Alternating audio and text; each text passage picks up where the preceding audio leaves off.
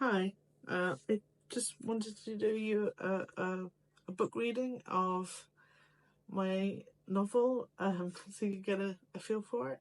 For some reason, I've decided to record it in the most cluttered part of my kitchen. I apologise for that. And yes, those are Christmas cards that should have been taken down, but don't let that trouble you.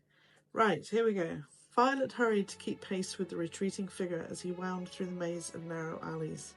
She strained to glimpse any identifying details of the man, but his hat and high collar obscured his features. Unease gnawed at Violet's gut. The cloak and dagger business was well outside her comfort zone, but the possibility of answers kept her following the stranger through the gloom.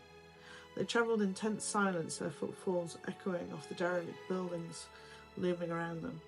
The smell of rot and stale urine permeated the confined passages, and Violet fought the urge to gag. She lost all sense of direction as they snaked deeper into the tangled back channels of the city. The stranger moved with purpose, never hesitating at forks or intersections. Violet wondered if she'd be able to find a way out alone, and the thought sent a spike of fear through her. As Violet was considering making her escape from this unnerving guide, the figure halted beside a weathered red door tucked between warehouses.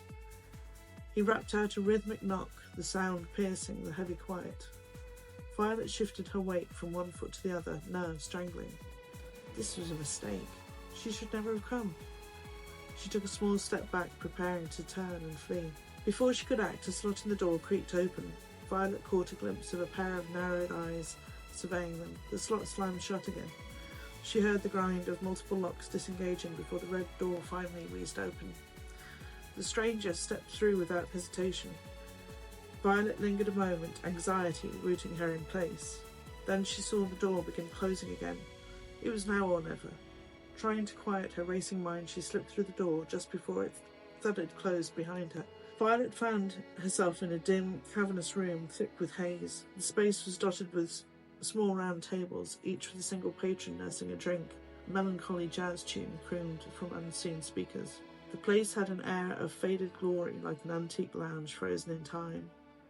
Violet's escort wove his way among the tables, patrons glancing up with mild curiosity before returning to their drinks. Violet followed in the stranger's wake, keeping her head down. The rich scent of aged whiskey and stale cigar smoke permeated the space, an odd comfort in its familiarity. The figure led Violet to a booth tucked into a shadowy corner, well away from the other patrons. He slid into the curved leather seat and finally tilted his face upward towards Violet. She hesitated only a moment before settling gingerly across from him. "Apologies for all the dramatics," the man spoke, his voice a low rumble tinged with an unmistakable Australian accent.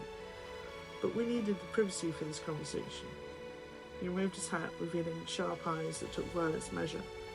She estimated him to be in his 50s, his face creased with a fine head of brown hair, just beginning to show signs of grey. Yet his look was astute and piercing. Violet's eyes widened. Could this really be? "Satoshi Nakamoto," the man offered in greeting, mouth quirking up on one side. I hope you enjoyed that. Thanks.